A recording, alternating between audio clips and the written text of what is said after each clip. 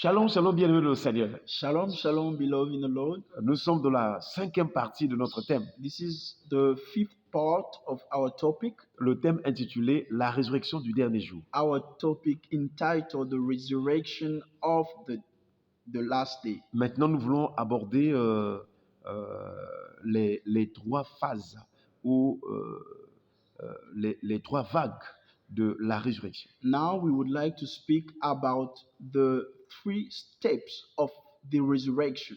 Toujours, nous sommes sur la parole prophétique de Daniel qui disait dans Daniel chapitre 12, verset 2, que les uns vont revenir à la vie, vont se réveiller pour la vie éternelle, tandis que les autres vont se réveiller pour la honte éternelle.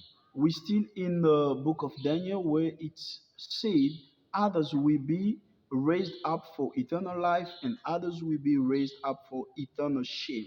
Donc nous voyons au moins trois vagues ou trois vagues de la résurrection du dernier jour. And we see three steps of resurrection on the last day. Et c'est ce que Jésus-Christ a eu à dire aussi. And this is what Jesus Christ has spoken also. Alors, la première vague de la résurrection, The first step of the resurrection, et quand on dit trois vagues, les deux premières vagues constituent ce qu'on appelle la première résurrection. when we speak about three, the first two steps concern about the coming of the Lord. Donc, dans la première résurrection, alors, il y a deux vagues.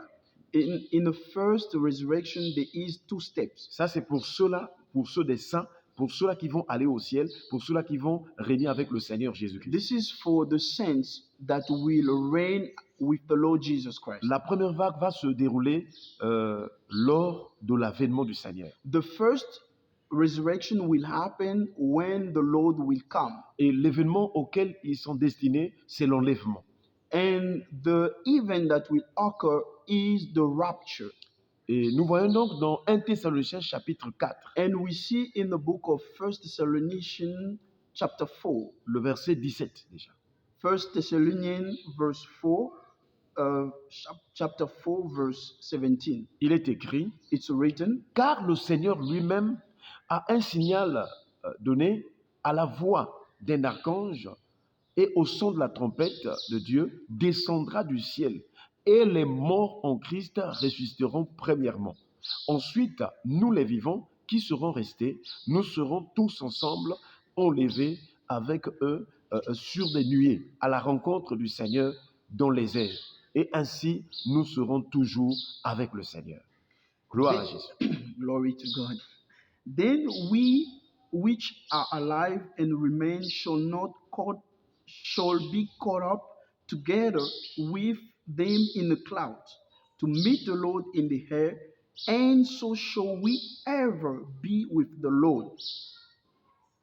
Chers frères et sœurs, Beloved brothers and donc sisters, quand le Seigneur viendra, quand il apparaîtra, when the Lord will appear, Paul dit aux Colossiens que quand Christ, votre vie apparaîtra dans la gloire, vous aussi, vous paraîtrez avec lui dans la gloire. the Apostle Paul says, when the Lord will appear in the glory, we shall appear with him also in the glory. Donc, au moment de l'enlèvement, il y aura d'abord ceux qui étaient morts en Christ.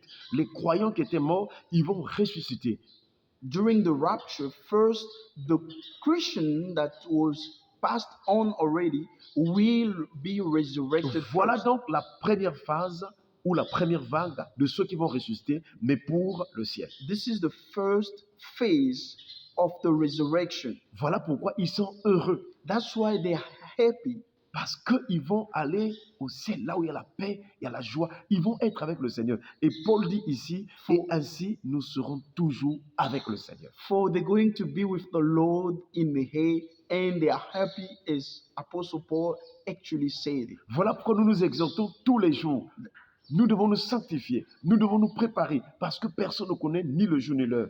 Car lorsque la trompette sonnera, chers frères et sœurs, les morts en Christ ressusciteront, et ensemble avec les vivants, voilà une des plus grandes rencontres, des merveilleuses rencontres de notre relation avec Dieu. That's why we exhort each other every day with this word of the Lord, so that in that day we shall be with the Lord and happy with Him. C'est une rencontre qui ne se fera plus sur la terre, mais c'est une rencontre qui se fera dans les airs. We're going to meet the Lord in the air, not on this earth.